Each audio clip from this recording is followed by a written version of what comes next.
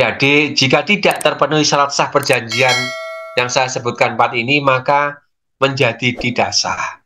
Dan perjanjian tersebut dapat dibatalkan atau batal demi hukum.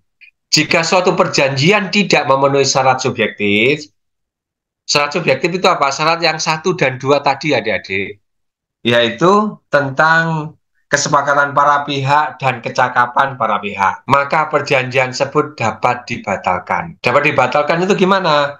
Berarti kita mengajukan kepada pengadilan untuk membatalkan perjanjian tersebut. Selama belum ada putusan pengadilan yang berkekuatan hukum tetap atau ingkrah, maka perjanjian tersebut tetap berlangsung. Sedangkan jika suatu perjanjian tidak memenuhi syarat objektif, syarat 3 dan 4 tadi ya, adanya objek perjanjian dan sebab yang halal, maka perjanjian tersebut adalah batal demi hukum. Batal demi hukum itu apa ya? Berarti tidak akan pernah terjadi perjanjian itu ya. Jangan dapat dibatalkan artinya salah satu pihak dapat memintakan pembatalan tadi ya. Di pasal 1338 ayat 1 adik-adik, semua perjanjian yang dibuat secara sah berlaku sebagai undang-undang bagi yang membuatnya. Jika jenengan misalkan dengan kolega membuat suatu perikatan atau perjanjian, maka perjanjian itu berlaku sebagai undang-undang bagi jenengan dan kolega jenengan. Bagi mereka yang pembuatnya, berdasar pasal dalam Kitab Undang-Undang Hukum Perdata, dapat dikatakan berlakunya asas konsensualisme di dalam hukum perjanjian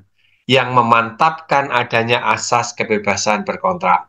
Jadi dalam kontrak itu bisa jenengan buat model apapun, asalkan para pihak sepakat. Tadi hukum perdata ya, sekarang kita ke arah hukum pidana. Hukum pidana adalah keseluruhan dari peraturan-peraturan yang menentukan perbuatan apa yang dilarang dan termasuk ke dalam tindak pidana, serta menentukan hukuman apa yang dapat dijatuhkan terhadap yang melakukan. Beberapa contoh jenis kejahatan di bidang ekonomi, misalkan modus operandi kejahatan sistem pembayaran, adanya skimming, phishing, malware, dan lain-lain ya. Modus operandi kejahatan pajak, modus operandi penyelundupan, modus operandi kejahatan industri dan perdagangan, modus operandi kejahatan cybercrime, dan lain-lain ya. Bang Oni, apakah menghilangkan nyawa orang lain bisa lepas dari jerat hukum pidana?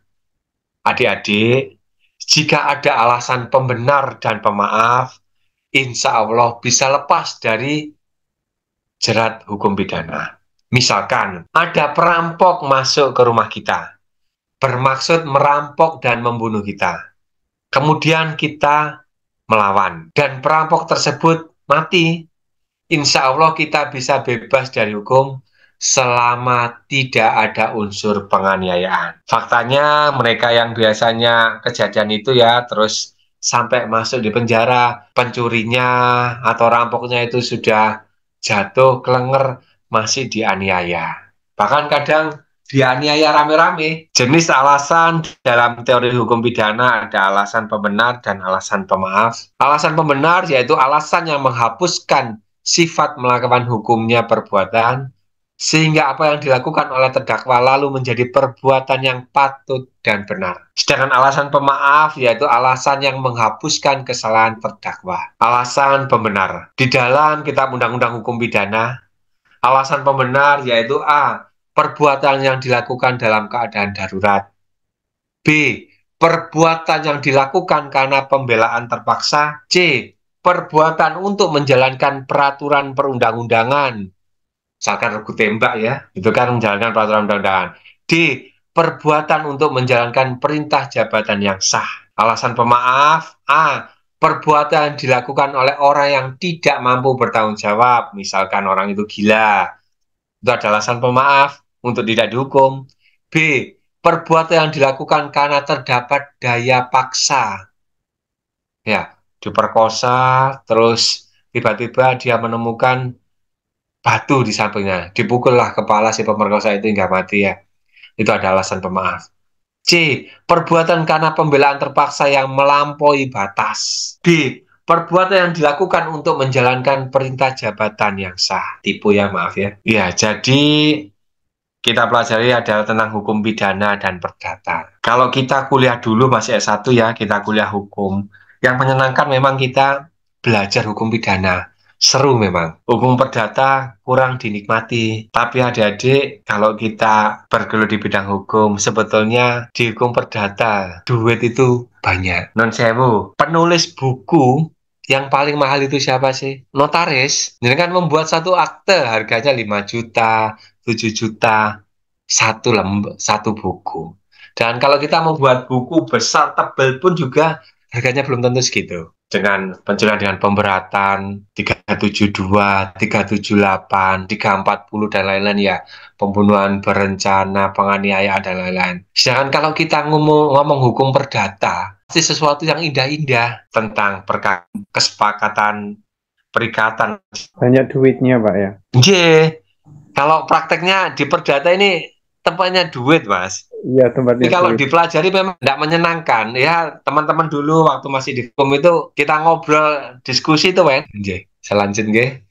Perbedaan hukum perdata dan pidana. Perbedaannya terletak pada hubungan antar objek hukum, dalam hal ini masyarakat, baik individu maupun badan hukum dan negara. Hukum pidana ini mengatur hubungan antar anggota masyarakat dengan negara yang menguasai tata tertib dalam masyarakat tentang perbuatan yang dilarang dengan adanya ancaman sanksi tertentu. Dengan yang lain, mengatur hubungan antara individu dengan individu. Kalau pidana itu langsung berhubungan dengan negara ya. Perbedaan pada pelaksanaan.